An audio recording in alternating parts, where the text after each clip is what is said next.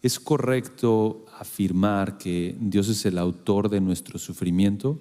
¿Y cómo entendemos que Dios es soberano y al mismo tiempo sufrimos, nos duele? Tener en mente la soberanía de Dios nos va a llevar a una salud espiritual y relacional inmensa.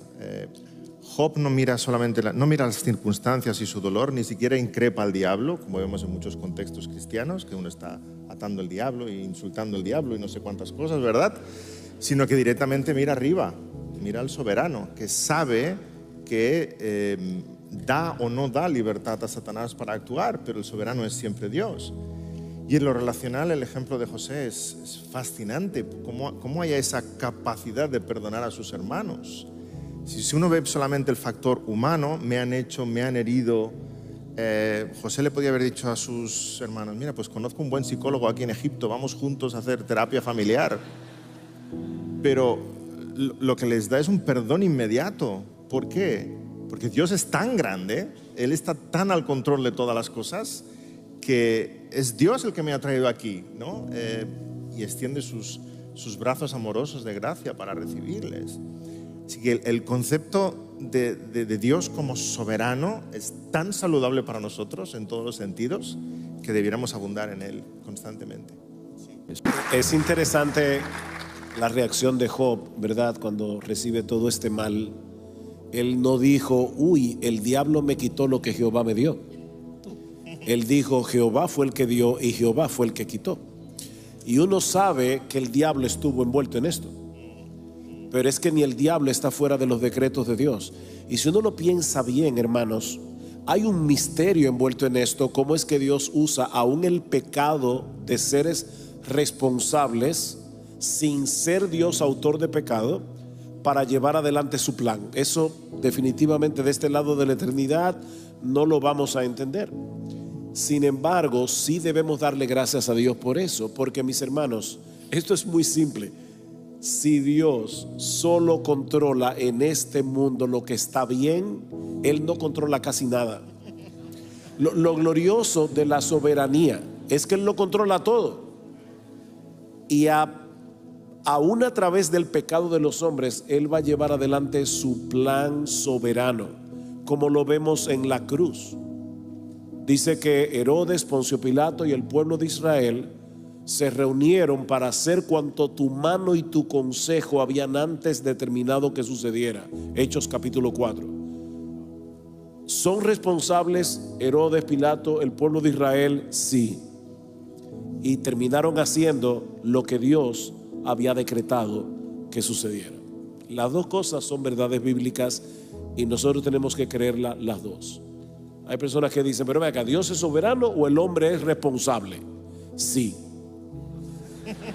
Lo que evitó que Job se concentrara en la situación, aunque dolió y tenía todas las señales de duelo, estaba sufriendo, fue que se mantuvo concentrado en el soberano, en la causa final, sin aprobar, sin ser el autor del pecado.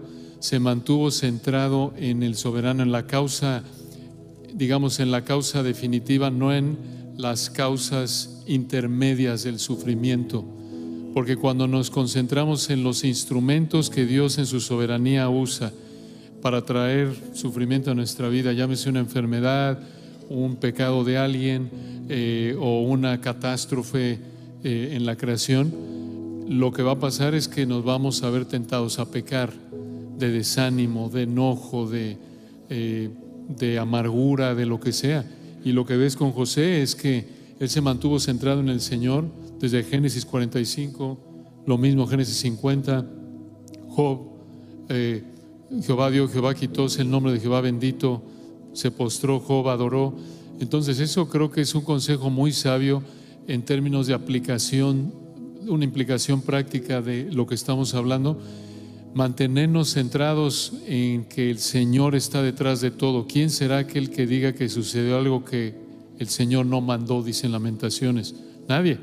Porque como lo dijo Josías, este es lo que Dios dijo, este es el decreto divino, de lo contrario no pasaría.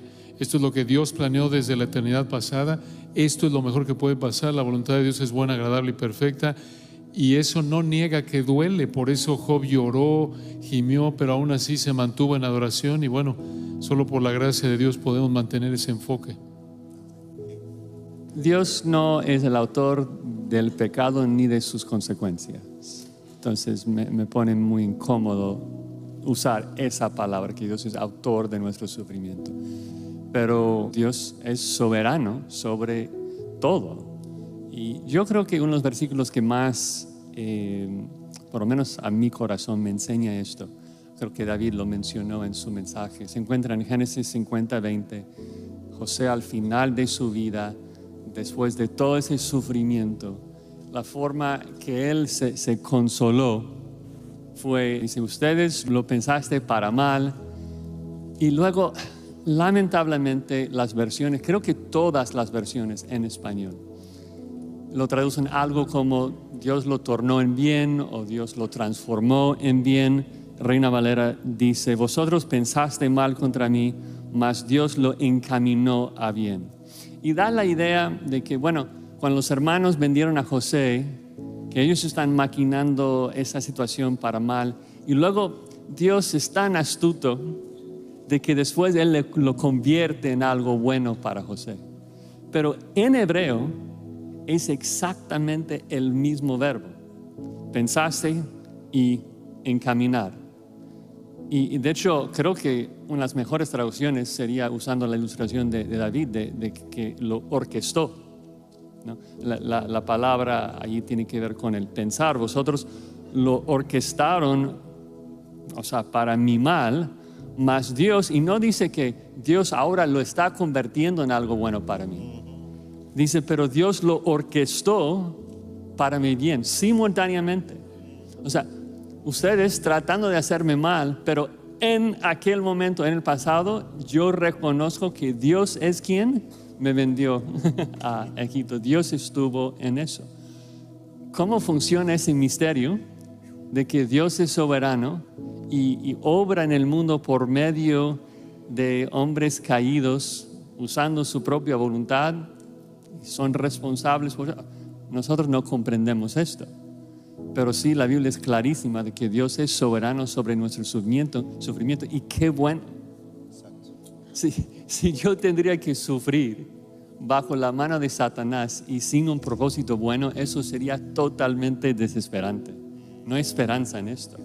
La única razón que vamos a gozarnos en nuestros sufrimientos es porque sabemos que existe un buen propósito de conformarnos a la imagen de Jesucristo. De que estoy sufriendo, pero vale la pena porque Dios me está conformando, Dios está forjando a Cristo en mí, y eso es lo que me da gozo. Podemos gozarnos en todo Santiago 1, ¿por qué? Porque sabemos que Dios nos está llevando a esa perfección, no porque nos gusta sufrir. No sé si todos saben, Alejandro batallando con cáncer este año y doloroso, difícil, pero lo ves predicando cada domingo. Lo ves fiel al Señor porque sabe que vale la pena. Sí.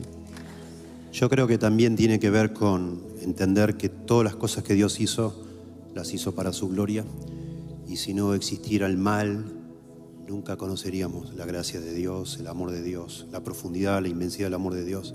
Es notable ver en el cielo que el gran tema de alabanza, de adoración a Dios es el Cordero inmolado. Si no hubiera habido mal, nunca hubiera habido ningún cordero inmolado.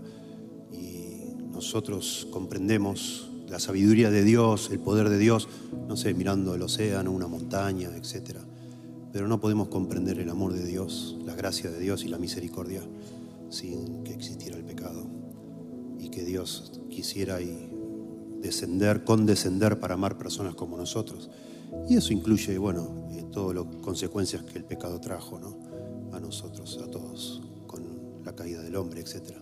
Así que, de nuevo, podemos entender, yo creo, aunque no entendemos exactamente todo, que es clarísimo que el mal y el sufrimiento como consecuencia del mal apuntan a la gloria de Dios. No cabe duda de eso.